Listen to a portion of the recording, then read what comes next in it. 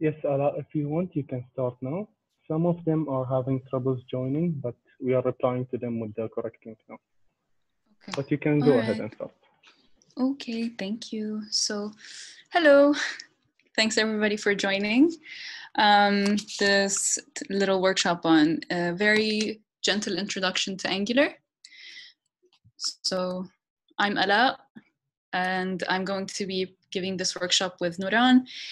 Basically, a little bit about myself is I've been developing with Angular in production for about 3 years now, and basically I find Angular very helpful, and I really love it and enjoy it, and I would just really like to share it with you. So this workshop is just going to go over some of the main and basic concepts of Angular. And we're going to go over just the overview of what the project looks like and the main parts of the project and how you can get started yourself. And you can ask questions inside of the chat, and we'll handle all of the questions at the end of the session. So I'm going to get started. So what is Angular? Basically, Angular is an application design framework and development platform for creating efficient and sophisticated single-page applications. Now, if this sounds a little bit too much, don't worry about it. We're gonna just go over everything, and we're going to put this apart. I'm gonna start out by letting you know that Angular is developed with, and you develop with, TypeScript on Angular. TypeScript is just a superset of JavaScript that is typed. What that means is that before runtime, before you actually compile the application, you can make sure that if you have a variable or something that you're defining, if you need it to be a number, it's a number. If you need it to be a string, it's a string. It just makes sure everything that you're doing is basically safe, and you don't get these kinds of type conflicts. But ultimately, your browser does not understand TypeScript, so Angular at the end of the day becomes JavaScript once again. It just gets compiled into one file, into a JavaScript that your browser understands, and it goes into. So why would anybody use Angular? Basically, we mentioned single page applications. You might be wondering what single page applications are. Basically, before this phenomenon came to be, the way that websites would be rendered is that every time you want to go from one page to another, you would have to go to the server, you would have to request the new page, all the HTML and JavaScript and CSS that it would need. You would just request it every time you would change the page. But single page applications do it differently. So instead of having many pages, your application is ultimately just one single page. And this one page, different parts of it change as you change the request. So basically, when you want to request a page inside of the Omnibox, which is where you write HTTPS, whatever, or you do a Google search or stuff inside of your Chrome, sometimes you will find after, let's say, youtube.com/something, that is basically a certain type of request that you're making. And Angular understands that, and it changes parts of the page based on what you're requesting. So the difference is you don't have multiple files being served. You have just one single file that you're requesting from the server, which essentially just makes it so much more convenient for the client. Anything that is client side, so anything that your user doesn't need to ask the server for, is available for them, low latency. They don't have to wait for it as much as if they had to request every single page. Now, on the more technical, on the more development side, not just the client side, it allows for much faster and more focused development. The reason for that is the structure of the application is in fact very, very organized. And it's organized in such a way that it adheres to what is called the single responsibility principle. The single responsibility principle is that each file or function or class or whatever does one thing. And the way that Angular does that is that your files are separated into your logic and your view, which is the template, which is the basic HTML stuff like the divs and the paragraphs and the headers, and you have the styling on the other side. So It allows for a lot more focused, a lot more organized development, and it imposes a structure on you that you would have to use. Other things that Angular, another reason why you would opt to use Angular is because there are a lot of functionalities in Angular that are just straight out of the box. Instead of having to say, write maybe tens of lines of code, there are a lot of things that Angular can handle in a single or 2 lines of code instead. Some of these features are like routing, where since we discussed single page applications, basically routing where you're requesting things, if you want to do this in plain JavaScript, it would require a really big amount of effort to make sure that that's functioning correctly. But Angular has the Angular routing module that allows you to do all of this out of the box. Another thing, for example, that Angular provides straight out of the box is property binding or event binding. No website in these days is just, you know, a page where you're reading. There's a lot of interaction that goes on, clicks and typing and all that kind of stuff. All of these are events, and these events need to be bound to your logic. So when you're doing this in JavaScript, you would have to find that one particular element, so like the button that's being clicked, and tell that button that when you're clicked, please do this. And it would be many, many lines of code, while in Angular, it just simply is just a couple of lines, and it abstracts this for you in a way that is very simple and very straightforward. And the last thing is, for example, the REST calls. So let's say you want to get a definition from online, or you want to do a search or something like that. You would need to call an API, you would need to make a call to a server. And usually in JavaScript or with jQuery, you could use Ajax, but in Angular, you would just use the Angular HTTP client, and you would just make those calls. So these are just a few examples of the things that Angular abstracts for you to make your development much easier and much faster. Another thing that I forgot to write down is that Angular is actually in the family of products that Google has of develop once, put it everywhere. So that's another thing. Like Angular also has Ionic within it that you could use to actually make it support mobile. And you could also use something called PWAs, Progressive Web Apps, to also make it responsive for mobile. So Angular also has that kind of functionality made easier for you to use. And the last point that I like to tell people is, for people who are coming in from backend development, but with languages such as Java or C#, it's very easy for them to pick up Angular because the structure of most Angular files and most Angular logic is very similar to a lot of other languages such as Java and C#. And if you're coming from an object-oriented programming background, it becomes very, very easy for you to pick up Angular.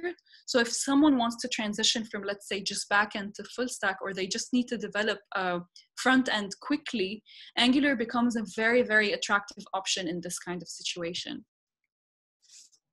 So what does an Angular application actually look like? What are the main things that Angular includes? You have a module, and the module usually includes components, and the components use services. The services are in something called the injector that we won't get too much into, but what you can think about it is just it's a box that includes a bunch of services that the components can use.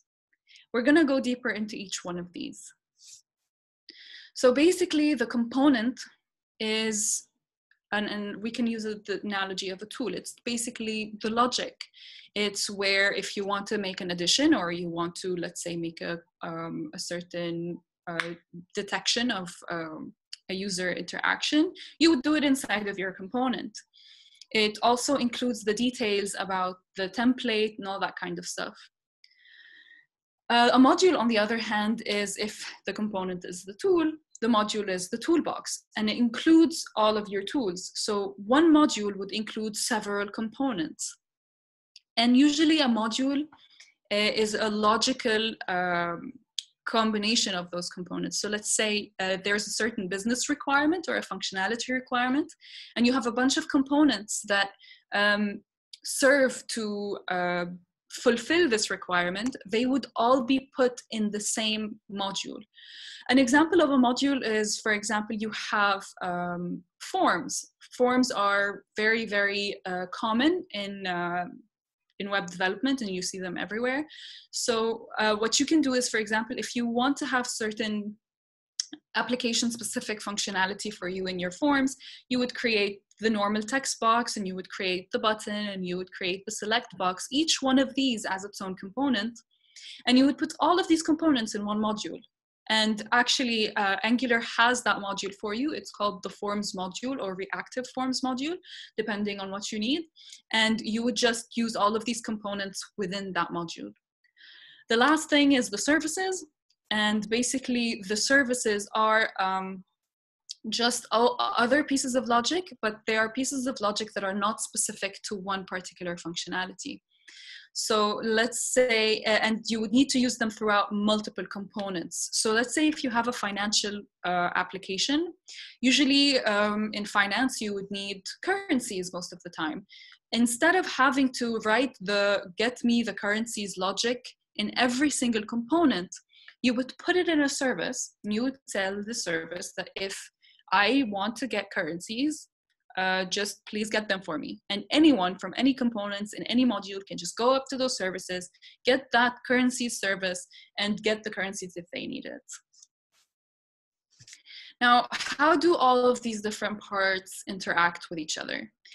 So a component through the metadata is defined as a component in Angular, and I'm going to go over that when we go through the files. You have the component logic, which is the TypeScript file, and you have the template, which is basically the HTML file, and they interact with each other through something called binding. Event binding is what I talked about in terms of like clicks and buttons and stuff. And when you click, your component logic would need to understand. So if I click, I need a mechanism to tell my logic how to detect it and what to do after I detect this click. So Angular helps you with that through event binding. And the component would sometimes need to communicate to the template. And the way, the reason that might happen is, for example, the simplest example that I can think of is you have a page where you are, let's say, you have a greeting. And in the greeting, you would say, for example, hello, Alaa. But every time your user changes, you would need to change the name. So you would need, once the component detects this change in the name, you would reflect that in template, and you can do that through property binding. So once the name changes, through property binding, the template will change, and you will see, hello, the name of the person. Other parts of the application is, for example, the directive. And the directive is, we're going to talk about it a little bit more, but what it does is it does certain manipulations on the template. And again, we have the services. So the services are, again, this injector is a box that includes all the services. And anytime any component needs to do anything, for example, like the currencies, it was go to the injector. If I'm defining this service, so let's say I'm asking you for the currency service, how can you help me out with that? The injector would select the correct service and it would give it to the component. All right, so I'm gonna jump in here real quick just to talk about the Angular features that have really helped me as a developer do things faster with way less code. So one of the features Angular provides at first is the directives, or more specifically, the structural directives. So what this actually does is you place it in your HTML, and it instructs Angular to do something with the DOM. So as soon as Angular sees this on your HTML, it knows that, okay, this certain div or this certain element, there's going to be something going to happen over here. It's going to be manipulated in some way, removed or appeared or something like that. So you can see it in the example, it's prefixed with an asterisk. And in our example, we have the ngIf directive. Now, this is just like any normal if statement. It would check for this variable called boy. And if it's true, it will display this div. And if it's false, it will completely remove it from the DOM. And by completely removing it, it's not just styling it to be hidden. So it's not like a CSS style of display none, for example. It's actually completely physically re-rendering that part of the application to completely remove it. And you might be wondering, okay, why does Angular do that? Or what's the importance of that? And actually, by removing it completely from the DOM, you free up resources and you have a better responsiveness for the user. So that's just one of the things that directives can do. But you have other out-of-the-box directives, such as the ng4 or the ng class, and so on.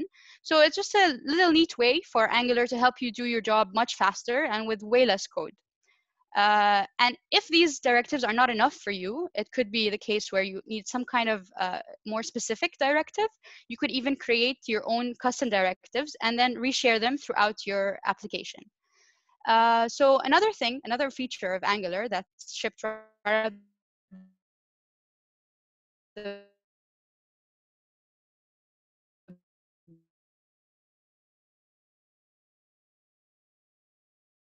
box.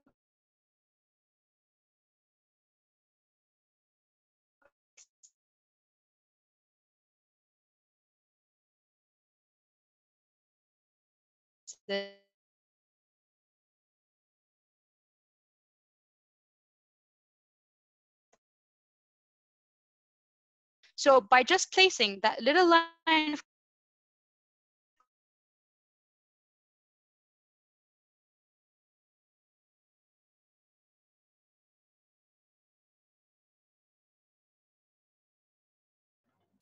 I think we lost Nuran. So, Ala, can you continue? I will text Nuran now. Yeah, let me take over. Okay, so basically we have directives, which Nuran just described, and we have pipes. Basically, pipes, what they do is if you have any piece of data or any certain amount of data that you would want to change the format of, what it does is it takes that piece of data, it puts it through the pipe, and it changes it into something that is more user-friendly or more readable by the person. The example that we have displayed is basically if, for example, you're getting the birthday with a certain timestamp, or you're getting a birthday in this format 04, 15, or sometimes you would have it just as numbers, it's not very readable for the user. So what you can do is you could just put it in a pipe. Angular will do a little bit of magic on it, and it will display it in a way that is a much more user-friendly. So you would start with something like this, and you would end with something a lot more understandable. And all you have to do in the code is just type this little line, and what you would get is this kind of functionality. Now, another feature of Angular that is useful and that is also out of the box is routing that we already kind of touched on before. But basically, as we said, we have single page applications, which means certain parts of the application will have to be removed and put in as you request the certain parts of said application. What it would do is instead of you having to do this, it would take those, you would map the part of the Omnibox. They would map, for example, the root. So let's say home would be mapped to something called home component. And all Angular would do is I would see that you're requesting home component. And inside of my little map, I would look for which component maps to this root. And I would take it and I would display it where inside of the page you're requesting for me to display it. So that's basically another feature that Angular provides in a way that is also out of the box. Now, after all of this, and after we explained all of these concepts, and hopefully your brain is just not overwhelmed, how can you get started? There are certain software that Angular relies on for you to be able to use, and you would need to download Node.js and the Node Package Manager. You could just do that through Node.js. If you just go to Node.js and download it, the package manager comes with the Node.js server, so they just come bundled up together. And once you have that, all you have to do is go to your command line, which is just the terminal, whichever operating system you're using, and you would just type in npm install -g. G is to make it global so that you can use it from anywhere on your computer, not just in a particular directory.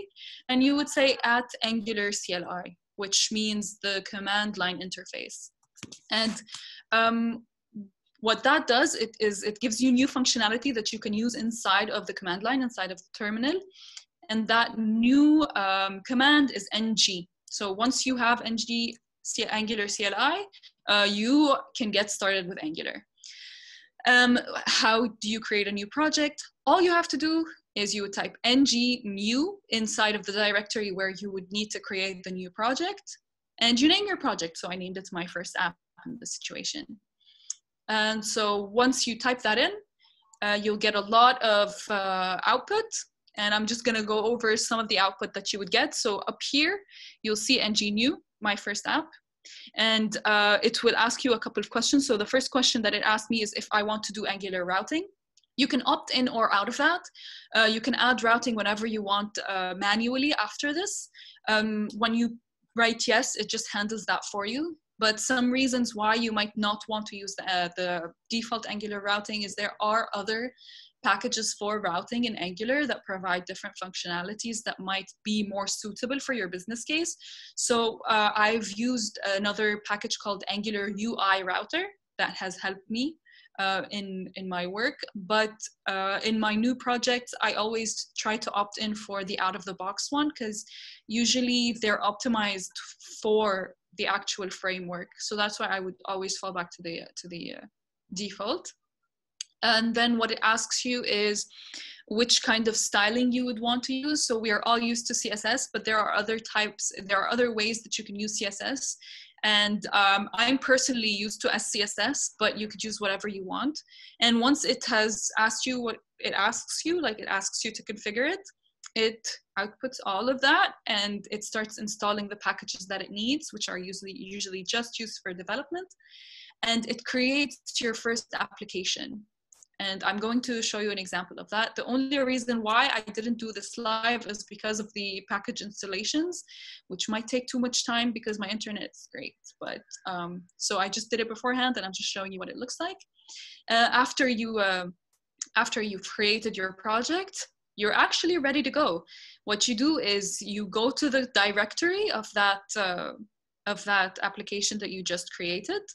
You can use CD, you could open the command line inside of that directory. And all you have to do after that is write ng-serve. And Angular does its magic. It starts up a node instance. It starts serving up your application on localhost 4200. And what I'm gonna do now is I'm gonna show you how I have it on my own. So basically, you could see down here, I've compiled it a couple of times, but you can see down here that if I go to localhost 4200, I'm supposed to see the Angular application running.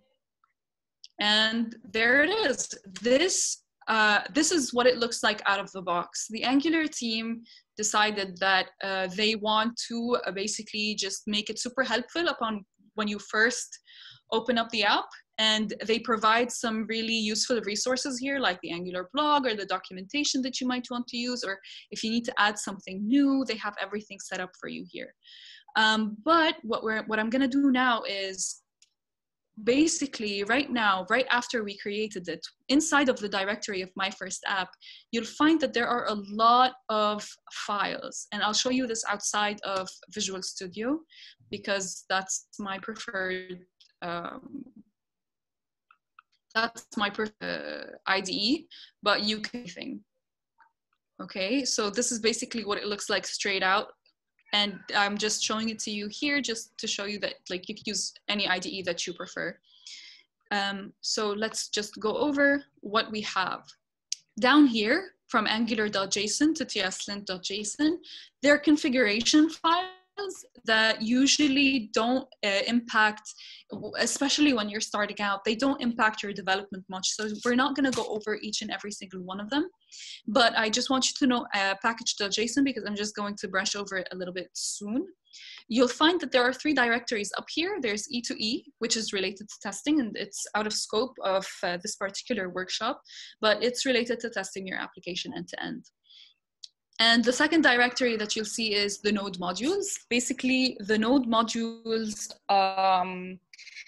it contains all of your packages. So a package is just a certain program or like a piece of code that includes a certain functionality that you might need.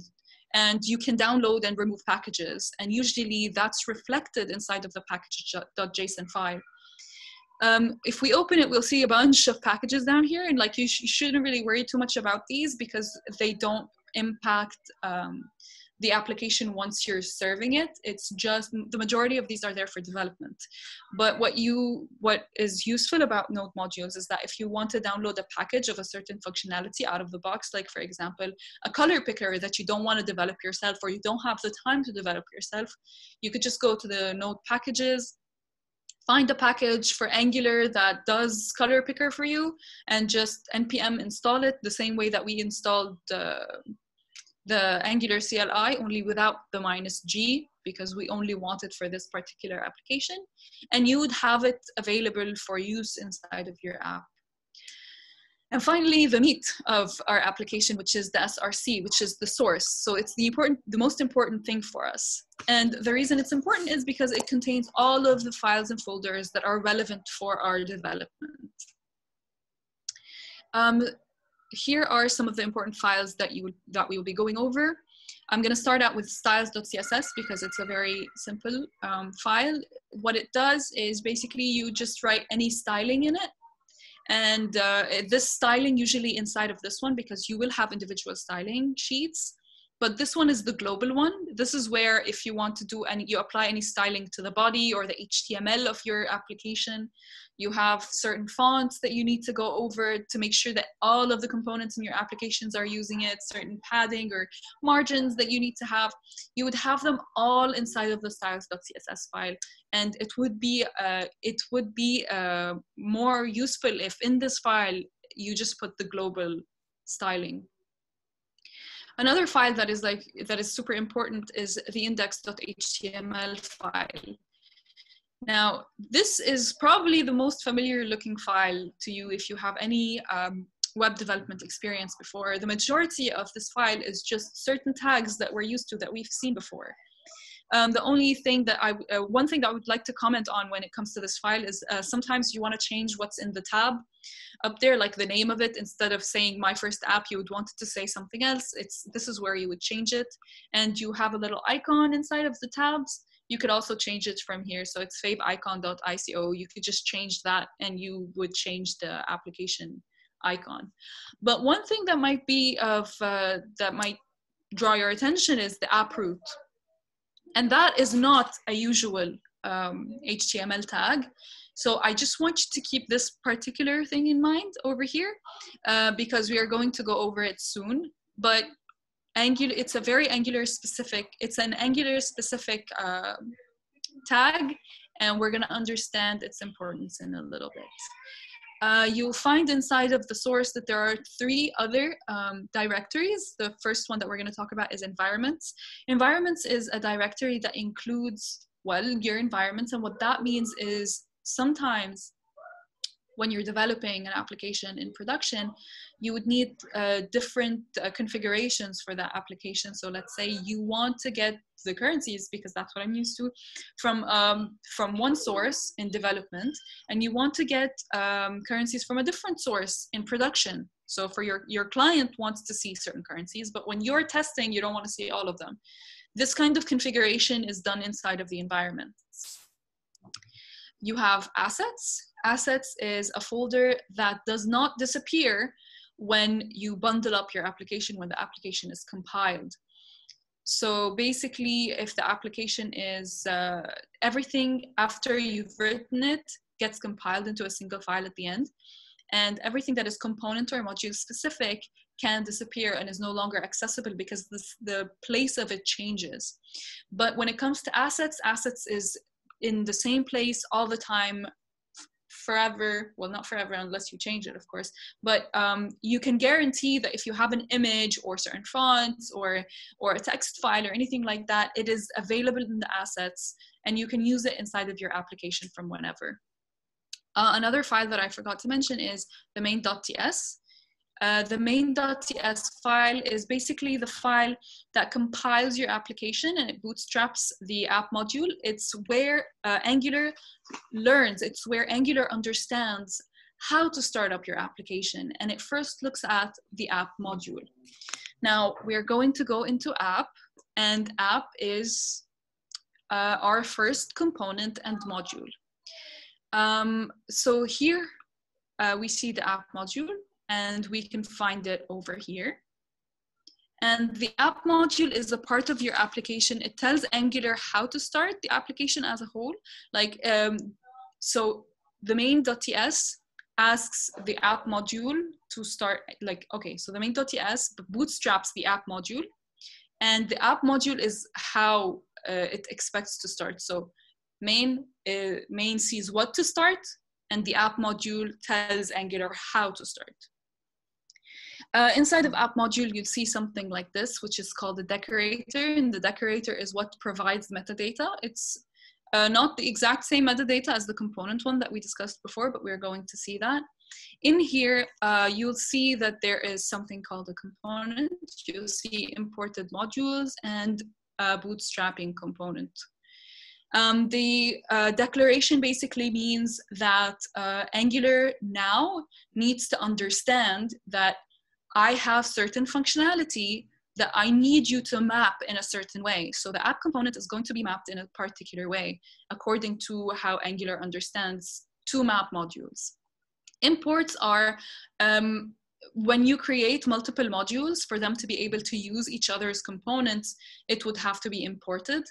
So the browser module is something that Angular provides by default, and the app routing module is, we're going to go through it right soon.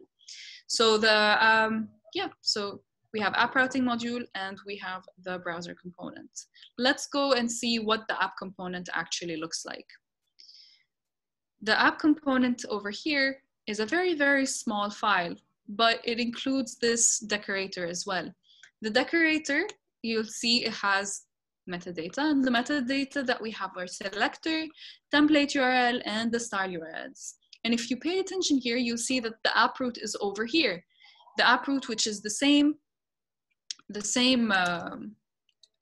selector that we saw inside of our index.html. All right, so basically what's going on here, when Angular says that it has a selector called app root, what it does is, if it comes across this selector inside of the HTML, and it's not a normal HTML tag, it will try to see if it can map it to anything. In this situation, yes, it can, because it sees app root and it goes, okay, so app root is something that I know and that I can map. And it looks into the template, because usually the selector is mapped into another template. So what happens is it sees app root, and instead of showing you app root, it takes that out and it looks inside of this HTML. It looks at everything that's going on here and it puts it where it sees app.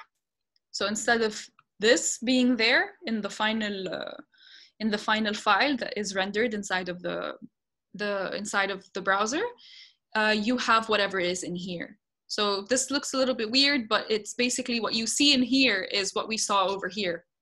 And if you want to make a small change, big change in my situation, all you have to do is just change what's going on here. Angular is going to detect that you changed the file because it's being served. So the moment I changed something over here, Angular is watching the changes that I'm doing in my file. It watches what's going on, and if it sees a change, it detects it and it makes the change, and you see it reflected directly inside of your application. So the last thing that I want to go over, actually not the last thing, but the last thing that is over here inside of this folder is the routing module. And basically here is where if you want to do any kind of routing, so if you want to make any kind of request up here inside of the Omnibox, what you can do is you would tell it here.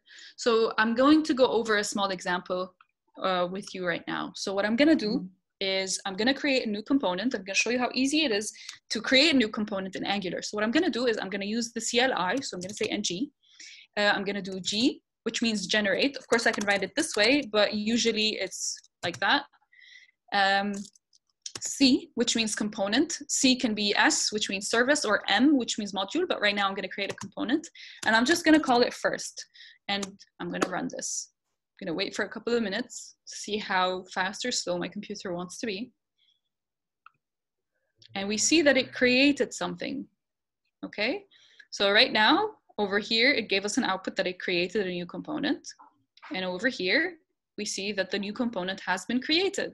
If we go into the HTML file of this component, we see that first works. So we also see that another file has changed, which is app module. And what the Angular CLI did is it detected the closest module to me in this folder. And it saw that the closest module to me is app module. And it assumes that the component that I created needs to be declared in this closest module. So what it did is it declared first component for me.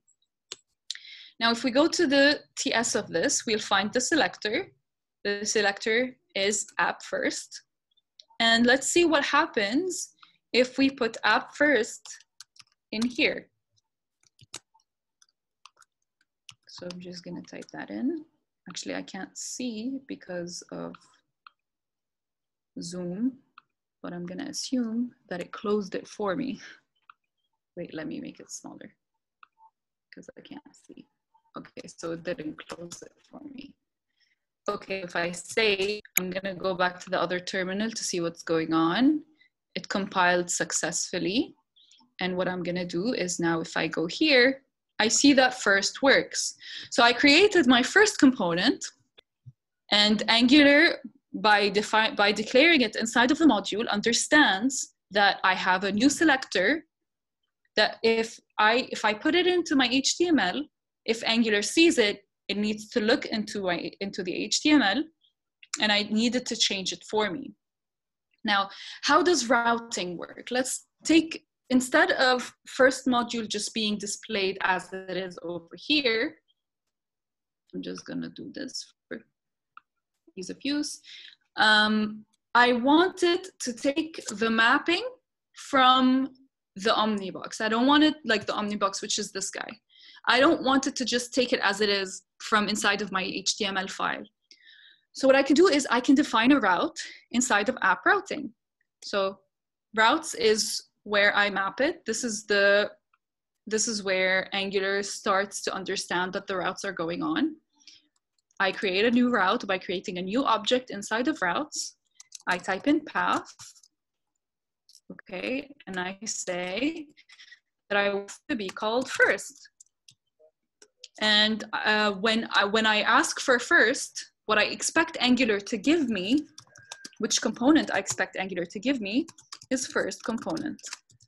And hopefully it imports it for me. So I have the import. This is a Visual Studio Code thing where it gets me the import. So right now, if I save, nothing is going to happen. It is going to change because a file changed, but nothing is essentially going to happen over here because I didn't tell Angular where I want the mappings to happen, right? So I go over here, and what I can do is down here, I will say that I want something called a router outlet to be displayed. So router outlet is a tag that Angular has, a tag that is available inside of the routing module. So routing module would probably have a router outlet component that has a selector called router outlet that I can use. And because I'm importing it over here, it's now available to me inside of the HTML. So if I save at first, I'm also not going to see any new changes. We're going to wait for it to compile real quick. I'm not going to see any new changes.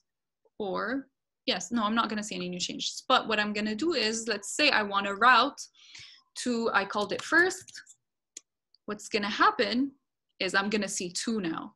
Because there was one time when I requested it as it is, just from my selector, from the selector that I asked for.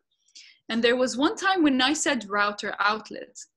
Now, what happens when router outlet is found inside of the HTML is Angular goes to the roots that it sees over here, because basically I requested something at the top. So what it's gonna do is when it sees router outlet, it's gonna see that maybe I'm asking for something to be mapped. If I am, it's gonna go here. And if it sees the root, which in this case is first, it's gonna check, do I have a component for this? Do I have a component for first? If it finds one, what it's gonna do is basically, instead of having router outlet, what we're gonna have instead of router outlet is gonna be AppFirst. And since we know the AppFirst is going to be mapped to something else, so there's like a double mapping over here. So it's just gonna be router outlet. And when it finds first, router outlet is going to change to AppFirst.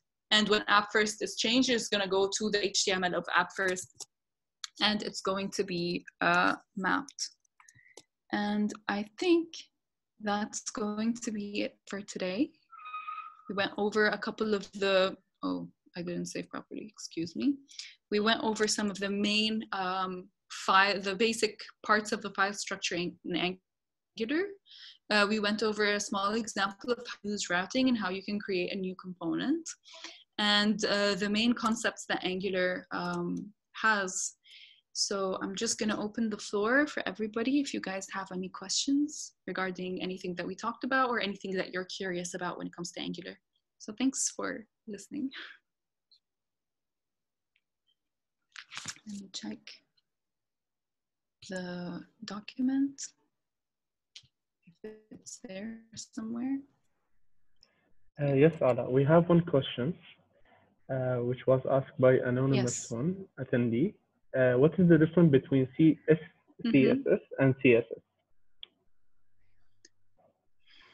SCSS is a CSS framework. So just like Angular is a JavaScript framework, SCSS is a CSS framework. So it also abstracts certain things from CSS. So let's say in normal CSS, you would write something like to imply that there's a child, you would say dot class name, for example, and the child of that class would be another class or a div or whatever, okay?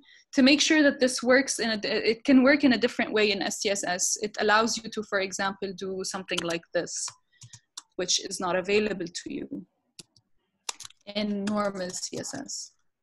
So this would map to the other one, and it's just a little bit more readable. It also has certain things like lightening colors or darkening colors that you might not have in CSS. There's also something called calc that it provides.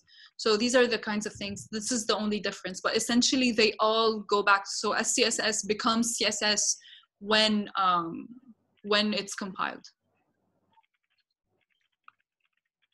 There's something called Q&A here that I don't know how to open. Yes, if you can open them, because I'm trying to retype the questions, but you can you click on the Q&A?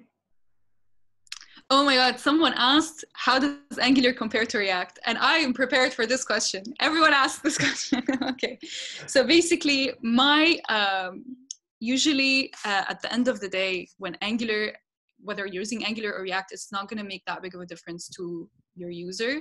And if you wanna use something versus the other, it doesn't matter.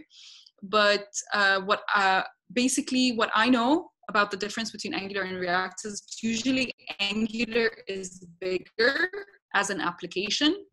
So that's one of the disadvantages of Angular versus React. But the advantage of Angular over React is a lot of things are taken care of for you. So most of the calls, most of all of these tiny things like the forms and stuff like that, they're very much taken care of in the base of Angular versus some packages that you would have to have for React. So that's basically something that I would say. And another thing is that although React has TypeScript now, Angular started with that from the beginning. And I would usually recommend that if someone is coming in from the backend, they use Angular before they use React because of the familiarity. But at the end of the day, you just have to, as a developer, provide the best kind of experience for your user. And if whether the application is developed in Angular or in React, it's not going to make a difference for your user. It's more important that you are what's the word? I forget the word. Delivering. So if your team can deliver better in React, by all means use React. But if you feel like your team can deliver better with Angular, by all means use Angular. And if you're just starting out and you don't know which one to learn, it really depends on your goals. So if you are confused, if you want to start learning Angular or if you want to start learning React, I highly recommend you check the market.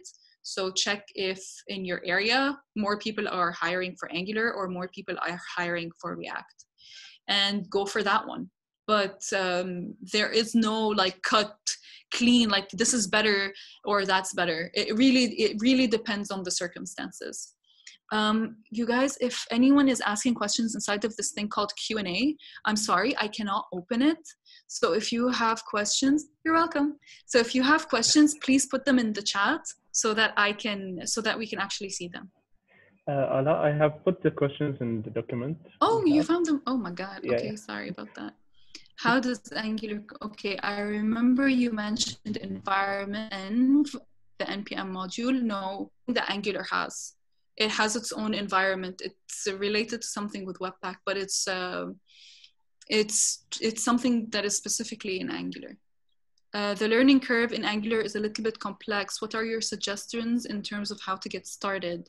The Angular documentation is very good, but what I would recommend is that focus on the smaller things. So don't let yourself get overwhelmed by all of the different concepts that are there.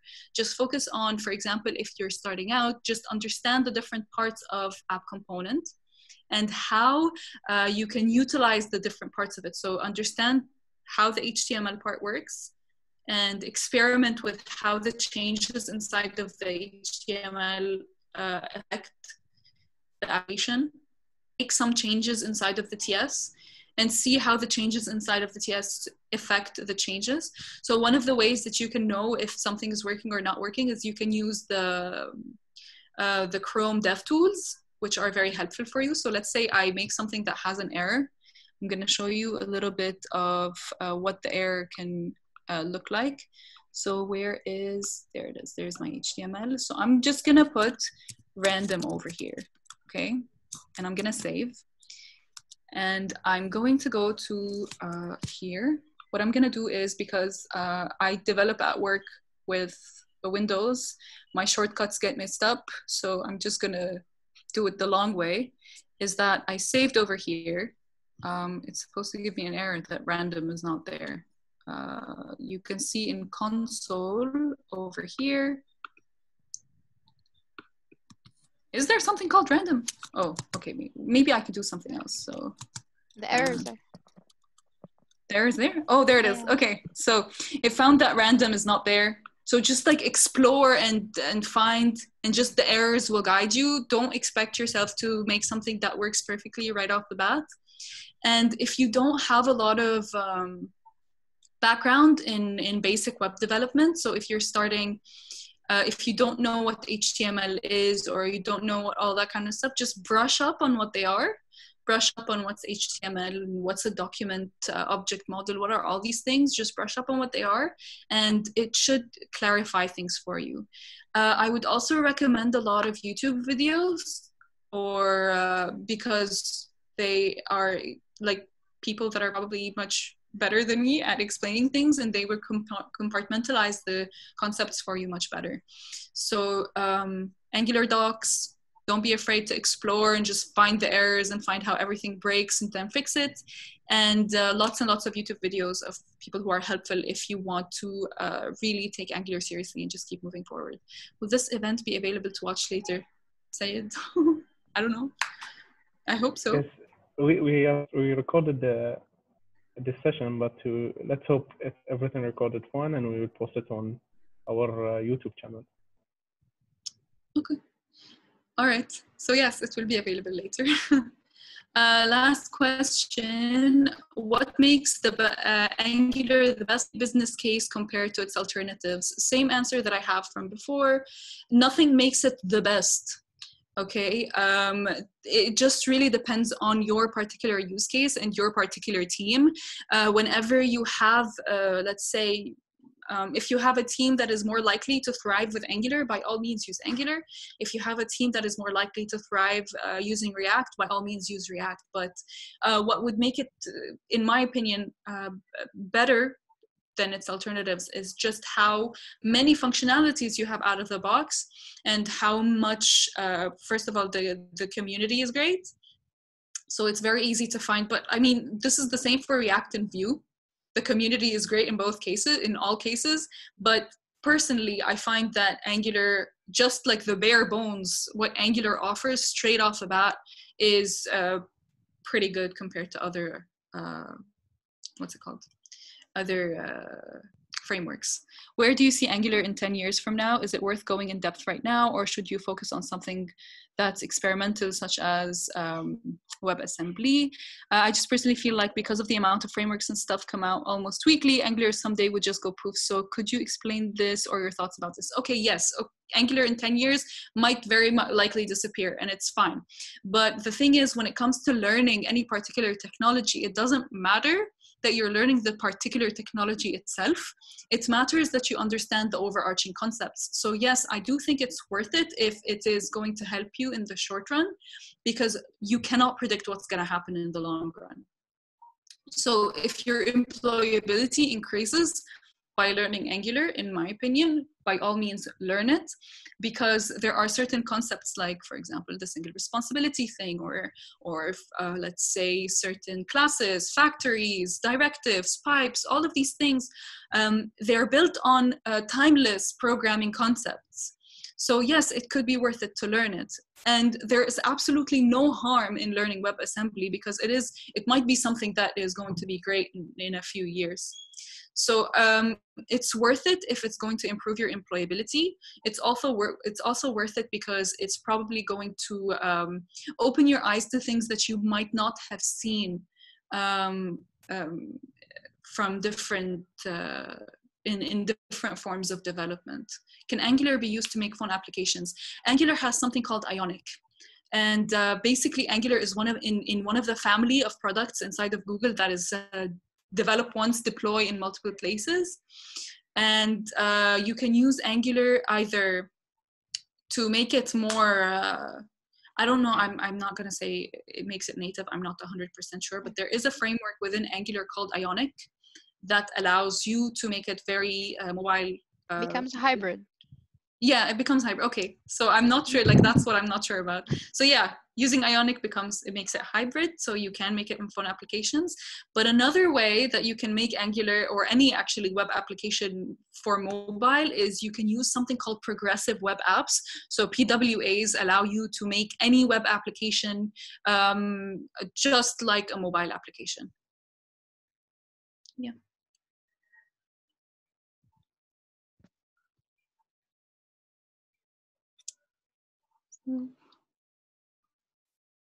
If anyone has any more questions, okay. Oh, there's more chats. How can Angular help someone coming from PHP, CodeIgniter, and Laravel background in web apps dev? Good question, but I don't have a lot of experience in PHP, but I think I don't think I'm very qualified to answer this question. But what I can tell you, oh, go ahead. Yeah, I came from a PHP background, and what I'll tell you is Angular, in the sense, it's more for the front end. So it won't really be helping you much to come from that background and go to Angular.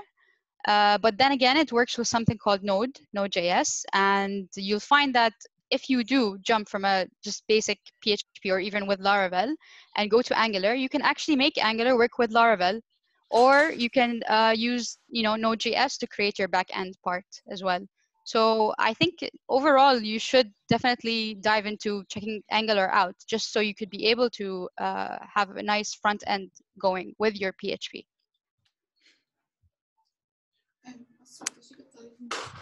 Okay. All right.